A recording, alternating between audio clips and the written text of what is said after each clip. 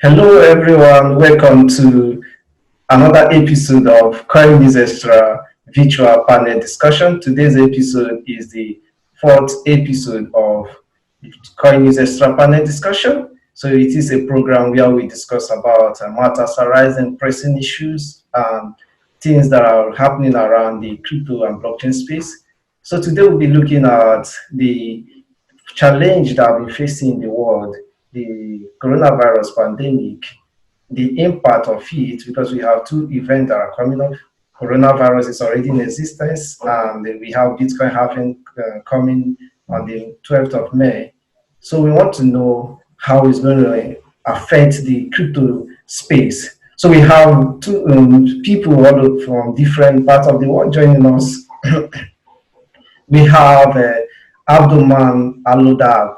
He is joining us from Saudi Arabia.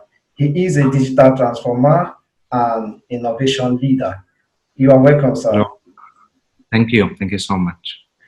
We have a beautiful lady joining us from Philippines. She is Myrtle and Ramos. Ramos is the founder of Blocktides, and you are welcome to Coinage Extra. Basically, we do events, but right now we're majorly affected. We cannot meet each other. We cannot have mass gatherings. But yet, there's a bright side. We can still do management, offline events such as like this, online conferences. And of course, we also do digital marketing, social media management, and we do fundraising as well. Okay, thank you very much. You're welcome. So we have the CEO of Electroneum, Richard Ells. Richard Ells is joining us from Europe. Richard, you're welcome. Hi, nice to be here. Thank you for inviting me. Much appreciated.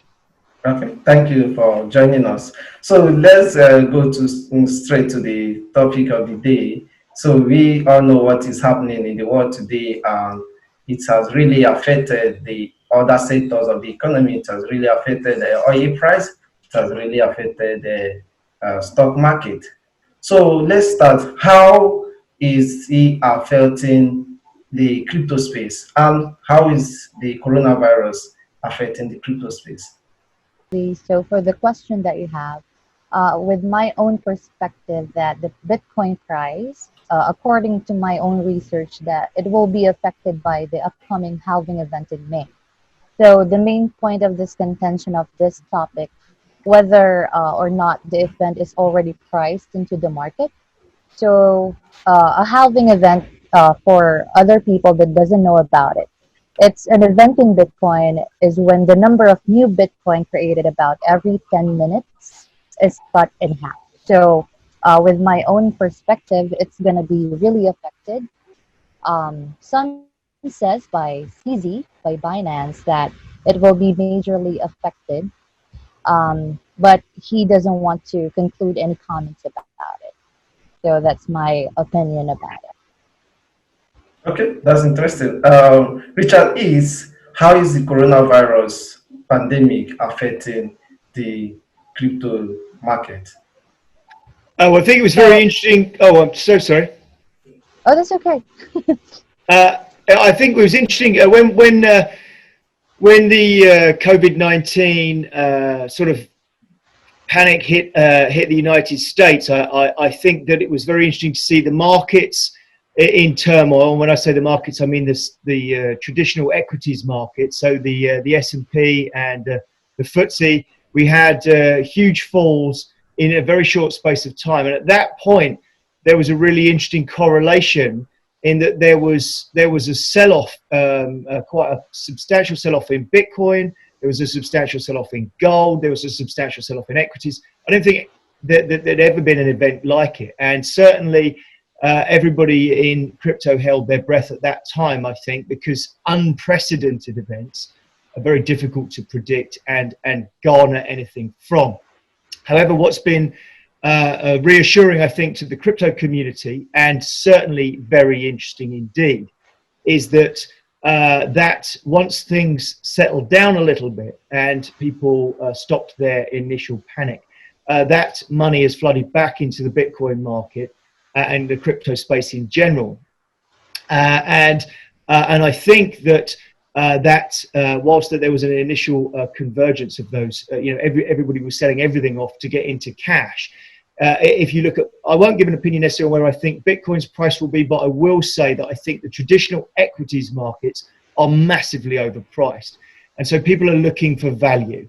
And once again, I think it's very difficult for all of us to put prices on things, but will people find value in the cryptocurrency market? Well, I think that there's certainly potential upside, and you will see investors always looking for upside in these times. So you'll see a lot of people getting out of equities into cash, and you will also see some of those people putting some of that money into the crypto market. So I personally also agree that I think that the Bitcoin halving is a strong, positive, and we're going to see upside.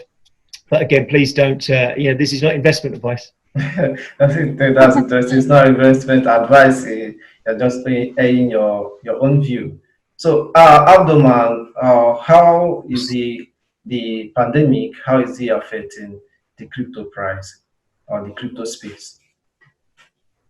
For sure, it's affecting that, but I believe it has opportunity to increasing and. For the technology and for the business nowadays, that everything it's affecting by coronavirus, and for sure it will affecting. It has both side opportunity, and it will go down. We don't know that, but we are optimistic that it will improve. It will increase the pricing. That's interesting, very, very interesting. So everything will happen to the favor of the crypto space. So we are still moving. We want to move back to time, because there have been previous times when there is Bitcoin halving. There have been change in price of cryptocurrencies. If possible, it has always led to a bull run. So Abdulrhman, let me start with you. Do you think that what has happened in the previous times, Bitcoin having led into a bull run, do you think it will happen this time around? I'm optimistic that it will happen. Yes. Okay, Richard Ells, do you think it will be like as usual to lead to a bull run? I'm inclined to say yes. You can't always write the future based on history, but I think there are a lot of clues in history as to what the future might bring.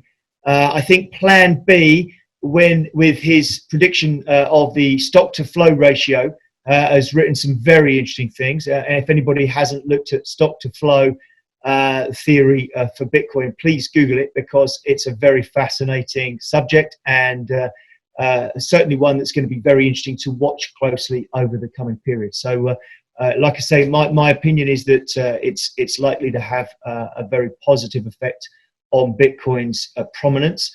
But yeah, do take a look at stock to flow as well as just the halving event. It's a sort of an economic theory of how that affects it.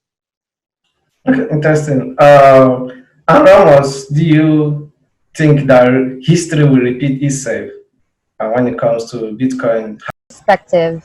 Actually, let's not just look in the past, but we always need to move forward and think positively for the better future. So I actually don't focus, it's my own perspective. So with that opinion of mine, that we really need to focus on the positive things instead of the past. Okay, interesting. We need to focus on the interesting thing, the future, the positive things instead of the past. So still moving ahead, we've been seeing what's happening in nations' economy, like big economy, how they are busy printing money. The USA and other heavyweights in the economy, they are printing more money. So do you think, Abdulrhman, do you think that the more cash that nations are printing, that it will impact positively into the crypto market, or will it have a negative effect on the crypto market? I believe it will have a positive one, as I think from my side, and it for sure it will be positive. This is my opinion. Okay, interesting. Richard, do you think it will have a positive or negative impact on the crypto market, the currencies that nations are printing? Well, I think it's a very, very interesting time again. Again, we're in unprecedented times. The printing of money, the inflation of the money supply, whilst at the same time, by coincidence of maths, Bitcoin, the inflation of Bitcoin is being halved. So again, we can only sort of draw out our loose mathematical models, but one would suggest that if we have higher inflation over here and lower inflation over here, that's got to bear out in something. And again, my opinion would be that the relative price, so say for instance the US dollar price of Bitcoin would be going up. It might well be that Bitcoin remains stable against, say for instance, the US dollar price in gold if the inflation event takes place in US dollars. So it's, again, interesting times. But yeah, inflation going up over here, down over here, it's got to be a good thing for crypto, I would say. Okay, it's going to be a very good thing. Myrtle, do you think as nations are printing more money, do you think it will affect the crypto market positively or negatively? For me, on my own perspective again, well, money doesn't have a value now. I mean, most of the people are using digital payments, right? So also there's a conclusion that money is not safe, uh, especially when you pass it on personally face to face. So with me, it's the best opportunity for digital payments, digital banks, in this time of crisis to be known or to be very well used by a lot of people. I mean, for all the people, right? So all the people must be knowledgeable enough for them to use digital banking. If ever that this will happen again, no, I mean, I don't hope for this pandemic to happen again. Of course, no one wants that. But of course, it's better for us to utilize what we have by using our mobile, because everyone uses mobile phones already. So the best point there is we need to take that opportunity for us to use digital payments. Okay, interesting. Thank you very much for your contribution. So moving forward to the next question. So look at the events that are happening in the crypto space, the Bitcoin halving and the coronavirus having positive impact on the crypto market. So I want us to hear from since we are from different regions, we reside in different locations. So we want to know how are individuals and institutional bodies responding to the crypto market. Yeah, their interest or some kind of they no longer interested, or are there much interest from individuals and most especially from institutional bodies? Richard Ells, let's start with you, sir. Well, we're in a pretty good place to answer that because we're on the sort of the front edge of making sure we're trying to get digital payments accepted by institutional bodies and corporates, and it's always been a struggle for us. It's still a struggle that goes on. Corporates are still wary, maybe even slightly more than wary, maybe even scared of cryptocurrencies because we still have these loose regulations and loose definitions. I think it's starting to change. It's been very positive to see India has started to relax that cryptocurrency, to embrace cryptocurrency, I should say, and the Indian people are certainly following suit and realizing that freedom gives them more power. From our point of view at Electroneum, India's been a fascinating place. We've got a huge amount of users there, but you know, it was locked down from a government perspective. So I think the more that we see regulation and clear-cut rules, I think we'll have more and more opportunity in crypto for it to be embraced by those institutions that we all want to see accepting cryptocurrency. I wanted to add one little thing. I'm sorry if I'm taking a little bit too much time, but Myrtle, you said something really interesting there a moment ago about security. I think one other thing that we face with COVID-19 that we've perhaps not faced for a very, very long time is that huge inflation event you're talking about. That also perhaps leads on to something else, which is someone's got to pay for that at some point. And we have seen historically, remember that within lifetimes of people that we know, gold was confiscated. Now, it was purchased back by law in the United States. You had to hand over any amount of gold over X amount. Now, there's nothing to stop that taking place again. And so that whole fleeing to safety is a really interesting point, because if you've got the private keys, then nobody can take that from you without your say so. And I think we're in perhaps more control of cryptocurrency. It gives more personal freedom than vaulted or paper gold. Okay, interesting. Abdulrhman, what can you say? How are the institutional bodies or individuals responding to what is happening in the crypto space? See, for our institution or cooperator, I don't think so. They are not yet. They are adopting or they are interested in Bitcoins, but the individual, they are, yes, they are utilizing it and they are interested in that. But for our areas and institutes, I didn't think so. Not yet. That the market is mature enough to be interesting in it. Okay, and that's very interesting. Myrtle, how are people from your area, how are people and the institutional bodies responding to the crypto space? Actually, there's a lot of people, or the government is already recognizing cryptocurrencies here in Manila, Philippines. So what I can see is for us to provide education for them to know more about blockchain and cryptocurrencies, because we all know that there's a lot of Ponzi schemes, there's a lot of scams already that's happening. So we need to provide enough education for them to trust what we have for what we believe in. Okay, interesting. Finally, before we draw the curtain on this show, with the oil price crashing and the stock market also not doing well, do you think cryptocurrency is the safe haven?